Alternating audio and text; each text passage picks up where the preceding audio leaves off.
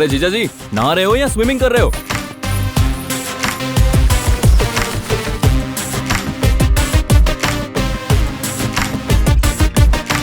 तो चलिए एक अच्छी सी सेल्फी लेते हैं। ओके।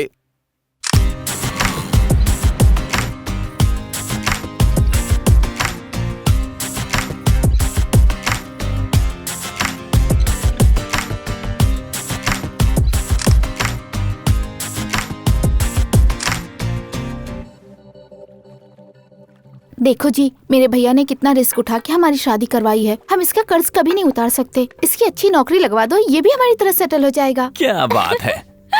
जीजू, आप जॉब ढूंढ रहे हैं क्या? अरे नहीं यार। Oh my God, what a wonder. ये लड़की पता नहीं कौन है, लेकिन हम जहाँ भी फोटो लेते हैं ये वहाँ पर आ जाती है। देखो जरा। हाँ। मुझे तो लगता है कि इसके और हमारे बीच में कुछ मैजिकल बॉन्डिंग है। जरा दीजिए मुझे। ऐसा कैसे हो सकता है? यहाँ पर तो कोई नहीं है। ये मैजिकल बॉन्ड नहीं है, रबर बैंड है। फाइल पकड़कर पूजा के लिए दिखाई दे रही है।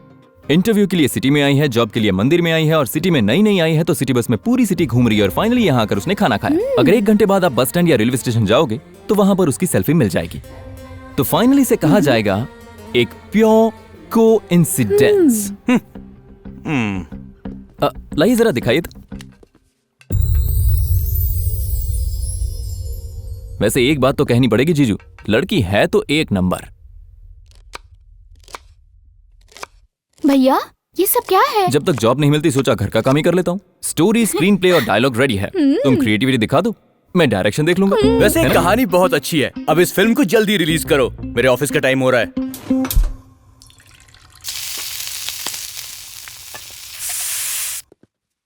जीजू, लंच बॉक्स। सुनिए, लंच के साथ मैंने नाश्ता भी रख दिया है। लंच के बाद फ्रूट खा लेना, नाश्ते से पहले जूस पी लेना, और फिर भी भूख लगे तो ये नमकीन खा लेना। तब भी पेट ना भरे तो इसमें चने रख दिए हैं। एक तकिया और कंबल भी रख दो, खाकर वहीं सो जाएंगे। ये कैसी बातें कर रहे हैं? ये कैसी बातें कर रहे हो? और नहीं तो क्या। अगर काम पर जा रहे पति को तुम इसी तरह का खाना देती रहोगी तो आज जो ये फिट एंड फाइन दिख रहा है ना, वो बड़ी तोंद लेकर तुम्हारी परेशानी का कारण बन जाएंगे। तुम अपने पति को जितना आलसी बनाओगी ना, तुम्हें उतने ही हॉस्पिटल के चक्कर ज्यादा काटने पड़ेंगे। और ये सिर्फ इस घर की कहानी नहीं, पूरे इंडिया की कहानी है। अपने पति को खाने के जरिए प्यार दिखाना गलत है। और क्या, उसी प्यार से डेली 10 किलोमीटर इन्हें दौड़वाना चाहिए तुम्हें। फिर देखना तुम्हारे हस्बैंड की फिटनेस। इस फिटनेस की बात बाद में करना। कल तुम्हारे लिए मैंने इंटरव्यू अरेंज किया है, वहाँ दिखाना अपना परफॉर्मेंस। अपना कार्ड दीजिए, इसके लिए कपड़े खरीद देती हूँ। मेरा डेबिट कार्ड कहाँ है? यहाँ है। सेफ्टी के लिए क्रेडिट कार्ड भी मैंने निकाल लिया है। फिर चेकबुक का मैं क्या करूँगा? तुम उसे भी रख लो। हर ससुर अपनी बेटी के साथ दहेज देता है, लेकिन मेरे ससुर ने मुझे दहेज में साला दिया है, वो भी बहुत खतरनाक। सुनो, पॉपकॉर्न दो। 50 रुपए सर। हा? छोटे से पॉपकॉर्न के 50 रुपए लोगे? लोग जिएंगे कैसे? उन्हीं जीने वाले लोगों में से हम भी हैं सर। क्या बात है, पॉपकॉर्न के साथ उपदेश फ्री दे रहे हो? ये लो। अरे यार, सुबह से अभी तक एक भी ढंग की लड़की नहीं दिखाई दी। क्या जगह है।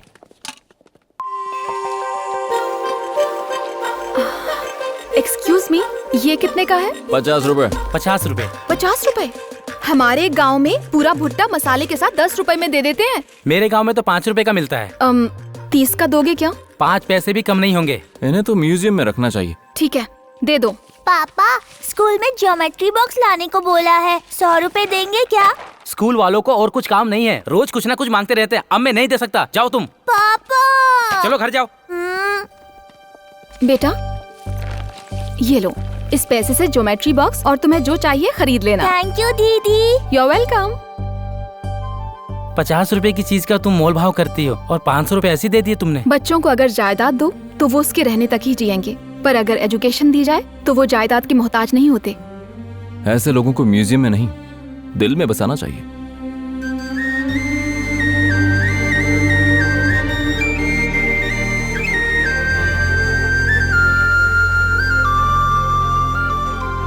अरे सुनिए सुनिए, ये क्या? मैं आराम से पॉपकॉर्न खा रहा था और तभी अचानक मुझे कोई दिखाई दिया। इसे ही कहते हैं मैजिकल बॉन्डिंग। रोज यहाँ पर 1000 लोग आते हैं, तो क्या सबसे मेरा मैजिकल बॉन्ड होगा? नहीं, ऐसी बात नहीं है। हमने 1000 सेल्फी ली, लेकिन उस सेल्फी में आप ही क्यों आई? What? मेरी खींची हर सेल्फी में तुम हो, ये देखो।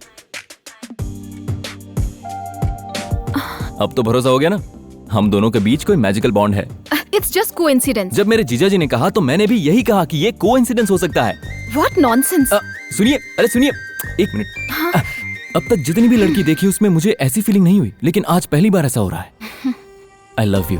व्हाट? मैं यही कहने आया था, लेकिन सोचा तुम इरिटेट हो जाओगी, इसलिए मैंने ऐसा कहा नहीं। तुम्हें क्या लगता है मैं ऐसा लड़का हूँ? मैं तो बस चाहता हूँ कि हम साथ में वक्त बिताएं, उसके बाद हम सोचेंगे कि आगे क्या करना है। क्या कहती हो? क्यों परेशान कर अरे रहे हो? मैं भी यही कहने वाला था, परेशान तो तुम मुझे कर रही हो। अच्छा सुनो सुनो, मेरे साथ एक आइसक्रीम तो खा लो। देखो तुम मेरा फोन नंबर लिए बिना यहाँ से नहीं जा सकती। ठीक है चलो। हाँ, तुम्हें कौन सा फ्लेवर पसंद है? Choco chips. ग्रेट, हे सेम पिच। हाँ पता है, मैजिकल बॉन्ड। जाओ। 2 चोको चिप्स। कहाँ चली गई? भाग गई। कुछ तो बात है उसमें। उसका कॉन्फिडेंस देखा? मेरे सामने बोल रहा था कि मैं जीतूंगा। पब्लिक पल्स का पता चल गया काहे है। का पता चला उसे? उसकी पल्स क्या कहती है अभी जानकर आ रहा हूँ। ये देखिए सर, बाल्टी भर भर के पानी ले जा रहे हैं, लेकिन किसी ने झूठ भी नहीं बोला कि वोट आपको देंगे। हेलो मास्टर, मैं तुम्हें दिल से समझा रहा हूँ, आप जैसे अच्छे लोगों के लिए पॉलिटिक्स नहीं है। सही कहा राज भाई। हाँ। इन्हें पानी पिलाने से ये वोट नहीं देंगे, लेकिन क्या पिलाने से देंगे ये मैं समझ गया। क्या पिलाएंगे सर? अपोजिशन वाले हो ना, तुमको काहे बताएं? उसने नहीं बताया, लेकिन मुझे पता चल गया। वो कोई सस्ती सी दारू पिलाने वाला है। अगर हम महंगी वाली पिलाएं तो सब कुछ अपना हो जाएगा। पब्लिक को तो जैसे झुकाओ झुक जाती है। आप क्या कहते हैं सर? अच्छा है।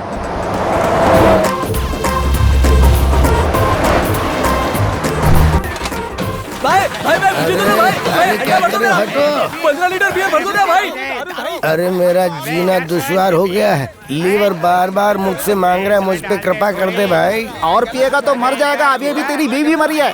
वही तो बुलाना चाहता हूँ मैं। अरे यहाँ नहीं वहाँ देखिए सर। हाँ? अरे आ गया गड्डी लेके। इनका पेट तो भरता ही नहीं है। अरे अब इनको बांटना बंद करो। अब देख तू इलेक्शन में क्या होता है। तेरे बैलेट बॉक्स के टुकड़े होंगे। सर, आप यहाँ आराम से बैठकर गेम खेलते रहिए। वहाँ सारे नशेड़ी रवि यादव को वोट देंगे। अरे भले ही नशेड़ी उनको वोट दे दे, लेकिन माँ, बच्चे और पत्नी उन सब के वोट हमें ही मिलेंगे। ऐसे कैसे होगा? दीदी इसमें क्या कैसा, पहले मुझे चाय पिला दो। राज भाई, हाँ। कोई भी मर्द पी कर सबसे पहला काम क्या करता है? पत्नी पर हाथ उठाता है। हाँ। So according to Newton's law, हाँ। For every action there is equal and opposite reaction. समझ गए ना? मतलब फिजिक्स और पॉलिटिक्स को मिक्स कर दिए। आपको भी राजनीति आ ही गई।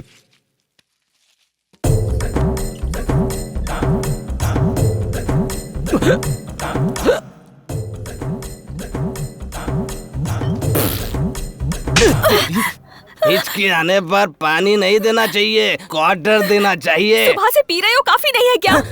अपने सुहाग को जवाब देगी, शोहर को भी जवाब देगी, पति देव को भी जवाब देगी, धर्म पति को भी जवाब देगी क्या? काश ये मेरे नसीब में होता। हाँ? तेरे नसीब में मैं हूँ ये कम है क्या? हाँ? आज से समझ ले तू, चारों मैं ही हूँ तेरा।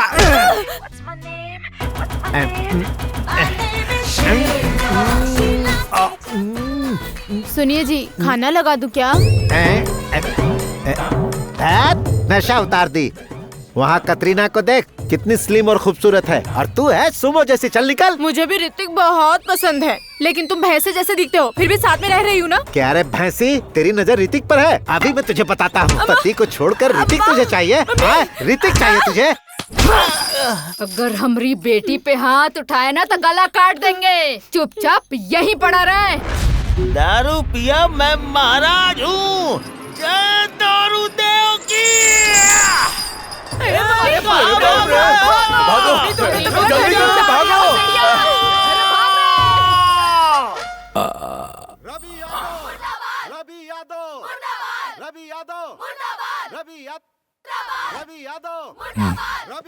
सुन बे, तुझे कुछ सुनाई दे रहा है क्या? बाहर आकर देखिए, मोर्चा लेकर आई है सर। महिलाओं के साथ अत्याचार करने वाले रवि यादव, पीए के साथ अन्याय करने वाला रवि यादव। राज भाई, आप कुछ ज्यादा तो नहीं बोल रहे हैं? आप चिंता मत कीजिए। ट्विंकल ट्विंकल लिटिल स्टार, कल्याण बाबू। क्या है ये सब? Ladies revolution. तुमने जो दवाई बांटी थी ना, ये उसका रिएक्शन है। तुमने नशेड़ियों के वोट लेने के लिए उनको दारू पिलाई, अब उन्हीं नशेड़ियों की फैमिली मुझे वोट देने वाली है। क्यों बे, हमसे चीट करता है? देख भाई, गेम में रूल्स होते हैं और वॉर में रूल्स होते हैं, but politics has no rules.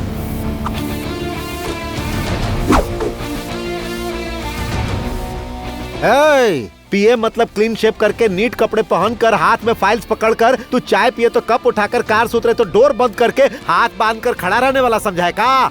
हम वैसे पीए नहीं। इस स्ट्रोक के बाद उसका अगला स्टेप क्या होगा? तुरंत वो सारे दारू वाले वैन्स रुकवा देगा। रोज ओएच के ग्रुप के आदत वाले लोग, अरे मेरा मतलब है कि अल्कोहल वाले लोग, अगर उन्हें टाइम पर शराब नहीं मिली तो बॉडी में रिएक्शन शुरू हो जाते हैं। केमिस्ट्री को भी पॉलिटिक्स में मिला दिया। आपने बिल्कुल सही कहा। अब देखिए रिएक्शन क्या होता है।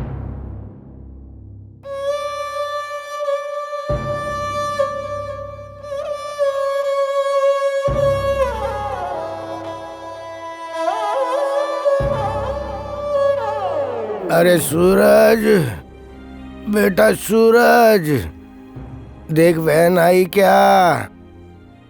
मेरा लीवर बार बार मुझसे पूछ रहा रे। सर, यहाँ वैन अभी तक नहीं आई। आएगी भी नहीं। जल्दी भेजिए वरना मर जाएंगे। जल्दी भेज वरना इतिहास बदल देंगे। एक बूंद भी नहीं पिलाएंगे, जो उखाड़ना है उखाड़ लो, नशेड़ी कहीं के। हम गरीब हैं, इसका मतलब ये लोग हमसे खेलेंगे। अब क्या करेंगे? सही वक्त और सही मौके का इंतजार करेंगे। वो मौका खुद चल कर यहीं आ रहा है। भाई जरा टीवी देखो ना। गाँव के लोगों को उस रवि यादव ने क्या समझ रखा है? फ्री में वो दारू पिलाएगा तो हम उस रवि यादव को वोट दे देंगे क्या? भगा के मारेंगे। हाँ। हे रवि यादव, उन्हें दी तो हमने पी और अब तूने देना बंद कर दिया। छी, तुझे कीड़े पड़े। हाँ। आप देख रहे हैं ना, यहाँ के हालात सब एक होकर कल्याण को ही वोट देने की बात कर रहे हैं। हम उसी को वोट देंगे। वो हमको बहुत चालाकी से इस्तेमाल कर रहा है, हम चालाकी से उसको मात देंगे।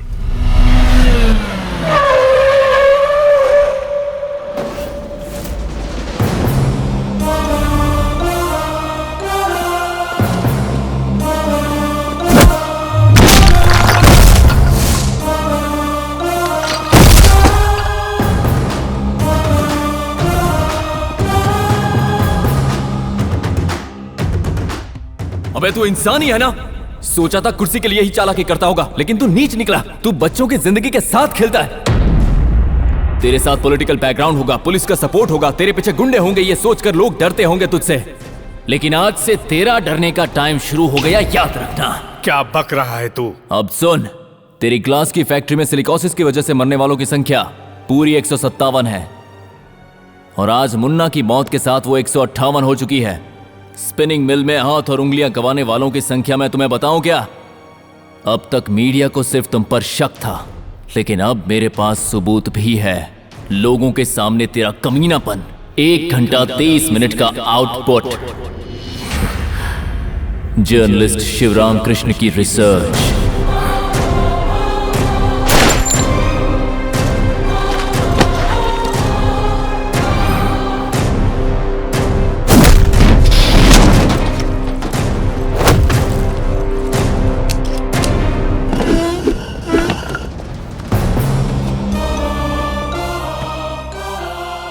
तुमको चाहिए का? बच्चों का फ्यूचर। आज के बाद कोई भी बच्चा तेरी फैक्ट्री में काम नहीं करेगा, और उनकी पढ़ाई के लिए जो भी खर्चा होगा वो सिर्फ और सिर्फ तू भरेगा। अब तो हमसे राजनीति कर रहा है? अभी तक तो मैंने राजनीति करना शुरू भी नहीं किया। अगर शुरू किया तो तू कहीं का नहीं रहेगा रवि यादव। अब मेरी बात ध्यान से सुन। अब तू जिंदगी का मोस्ट इंपॉर्टेंट डिसीजन लेने वाला है। अगर मैंने लीगल एक्शन लिया तो चाइल्ड एक्ट के हिसाब से तुम्हें हर बच्चे को 20,000 पेनल्टी देनी पड़ेगी। तुझे अपनी फैक्ट्री बंद करनी होगी, जर्नलिस्ट के केस में तुझे जेल जाना होगा, और इन सबसे ज्यादा मुझे बच्चों का फ्यूचर इंपॉर्टेंट लगता है। तो बोल, उन्हें पढ़ाएगा या फिर तू जेल जाएगा? Choice is yours.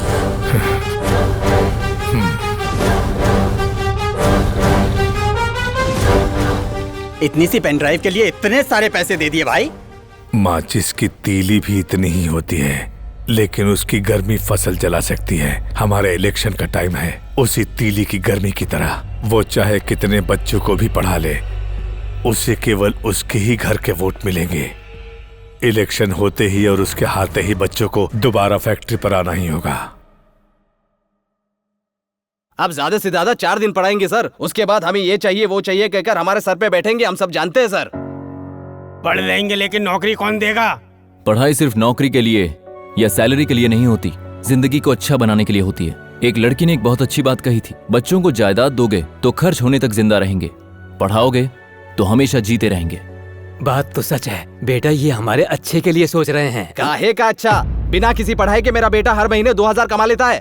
इनकी बात मानकर अगर उसे स्कूल भेज देंगे तो वो पैसा कहाँ से आएगा? कौन देगा? मैं दूंगा।